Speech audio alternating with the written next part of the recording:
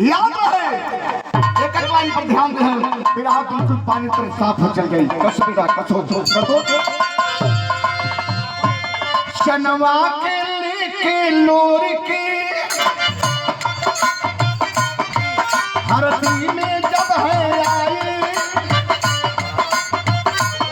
निकल बसावन कोई सचिन की बात बताई।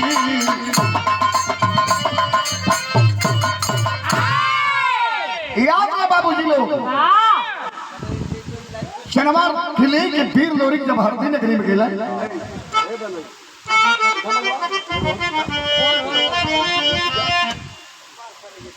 गौर करेंगे बाबूजी लोग हरदी नगरी में गेले तो गांव में कोनो मर्द दिखाई ना देता है। गांव के पूरा पोखरा में पानी रहा और पोखरा के भीटा पर आम के बगीचा रहा। बड़ा धूप रहा आम के बगीचा के नीचे बैठल मालूम में का भल पोखरवा के नीचवा बगलिया में 2.5-3 मंडा में बसावन कोयरी के कोड़ार रहा। अब बसावन कोयरी जब देखा यार देव ना भैया हो और आप बसावन रहा देखला कला मरद तो शुक्र रंग का हो लेकिन मेहरारू बड़ी बिजोड़ दिले हैं। पलसिया मरद बसावन पहुंच गए लोरी के पास कला का है मनाई कहाँ जाइबा हमरे घरे लोरी पहले बसावन कोयरी से टाइट बोला इसे बोला कल तोरे घरे जाई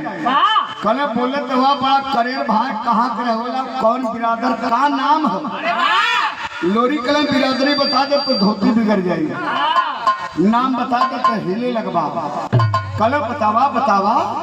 कल बलिया जिला में छुट्टर से गाँव गादी गढ़गौरा हो नाम हमारा लोरी हो और बिरादरी अगर जावल तो थे भाई तो खाटी यही रही सोना हिले लग बाहरे बसावन भैया भाई ना ऐसे ही हिलत है ना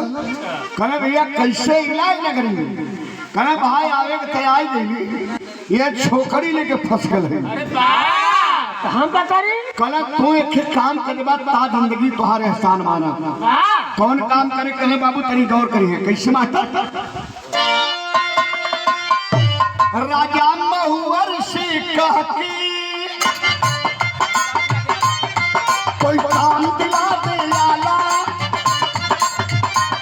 जो करता ना हो कोई करता है हिम्मत वाला।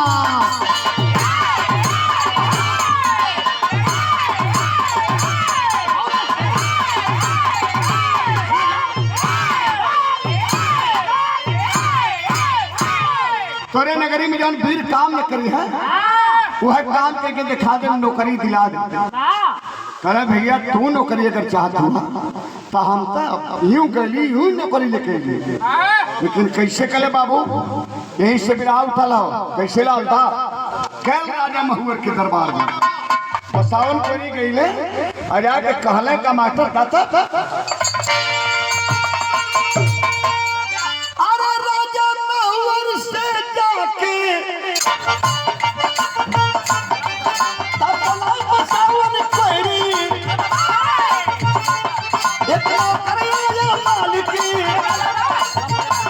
वो खोज रहा है नौकरी राजा महुवर ने बोला उसे क्या गिराना होगा जब हो जाएगा धियारा घर घर पहुंचाना होगा कल हो सवेरे सवेरे अपनी छोड़ी है गैया चल गई कुमार कोरी की देने लगा तो भैया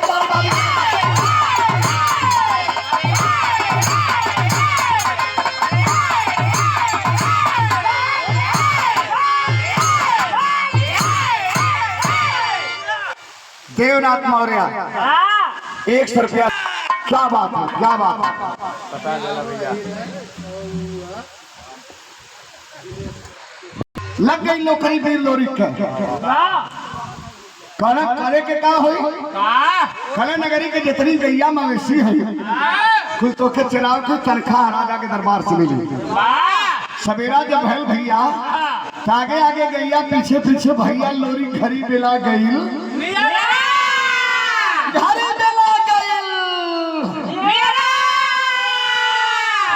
देखा ये ठाट बांधे लगलिए ठाट ठाट लुरकी के ठाट बांधा था। अच्छा अच्छा गौर करेंगे बाबूजी लोग वीर लोरी जौन हा गए पोखरा पर कल के बिन टाइम बा तरी रियाज पानी कैले ही पोखरा में नहले बाहरे निकल के लगल रियाज मारे आ गैया कहाँ गई पूरे पूरी पूरे नगरी के गैया बसावन कोयरी के कोड़ारी में कबारे लगली लहसुन नहीं कदनी सो खपस की। गैया लग रही कबारे प्याज है लोरी मारे लगल रियाज बसावन दौड़ल गई ना राजा से कहला कि सरकार है राजा बाबू हम तो राड हो गई वो कहे बच्ची